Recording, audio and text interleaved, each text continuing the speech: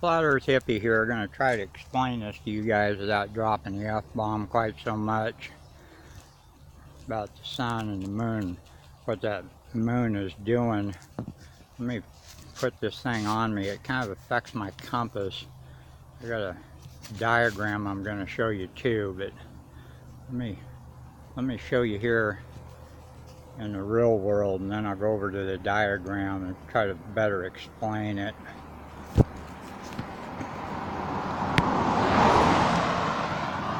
Alright, I got this son of a bitch hooked onto me now. And here's my compass.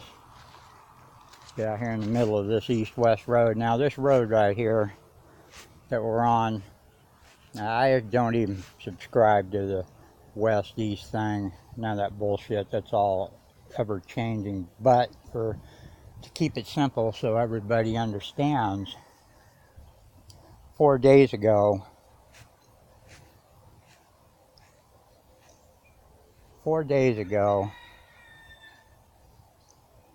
the sun was setting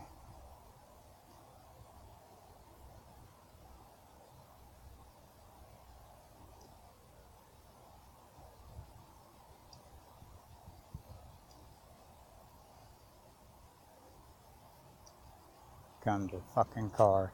Anyway, 4 days ago,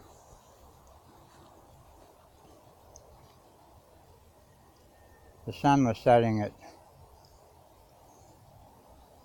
290.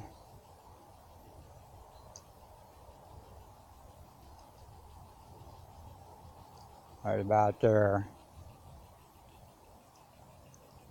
The moon was setting about 280. And in the last 4 days, the sun's moved to about 287, something like that. The moon, however, in those same 4 days, has moved over here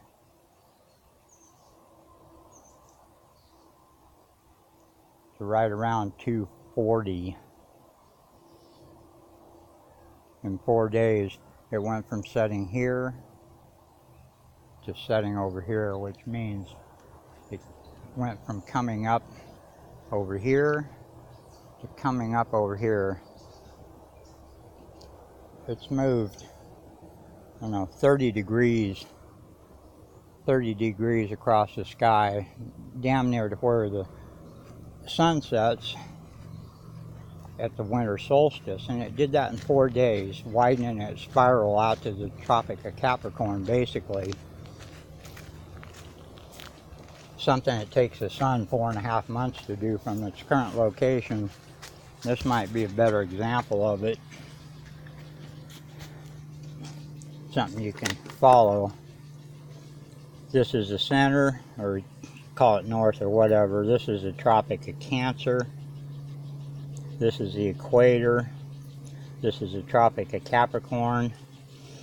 Sun's been going around like this in ever widening spirals, because eventually it's going to get out here, because we're past the fucking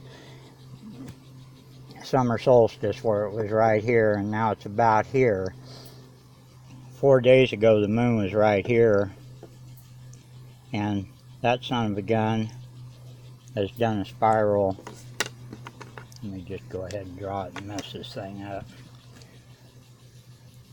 It's gone from here, and its spiral is widened and widened and widened, the same amount that the sun would have to widen in 4 months. And last night it sat over here. Sun, it's still doing its slow but sure thing like this, you know. It's like the sun's like sitting right next to itself right now. So in 4 days the moon has moved clear over here.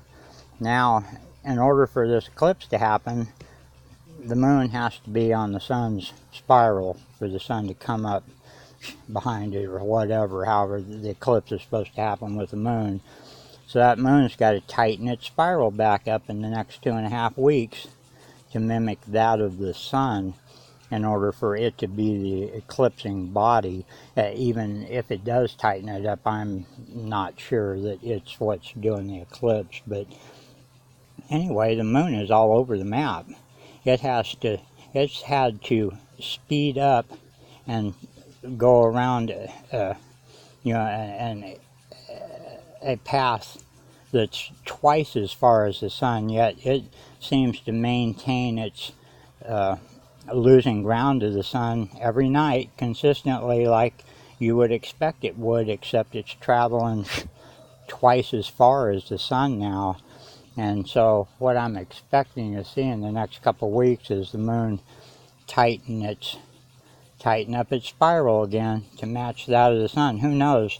The way the moon's been, it may tighten up its spiral and then move it back out and then tighten it up again. I don't know what to expect in the next couple of weeks, but I guess I'm the only one that's watching the moon. Everybody else is worried about debunking the globe when I'm just trying to figure out, what's going on in the real world where I live. I don't know if that explains it any better, but that's what I've been observing, and I guess I'm the only one that's curious about why the moon is, and how the moon maintains its position in relationship to the sun as far as sunrise and sunset when it travels, when it's doing a crazy far out spiral, and at this point in time traveling twice as far as the sun in basically the same or less time, which means it's going twice as fast as the sun. I don't know. Anyway, it'd be nice if I could get some input on this, instead of all that globe debunking stuff. We already know it's not a globe. I'd like to know how that moon's able to pull this off. So I'll keep you posted. Like I said, 4 days ago, this is where they sat in relationship to each other on the horizon from my vantage point. And last night, this is where it set, or however you want to say it, in relationship to my vantage point. The same place that this is where the sun will end up setting on the western horizon, December 21st. So I don't know if that doesn't explain it, then maybe somebody can give me an idea of how to better present this. But anyway, it's definitely got me scratching my ass trying to figure out what it's up to. So hopefully that explained it a little bit better. Thanks for listening.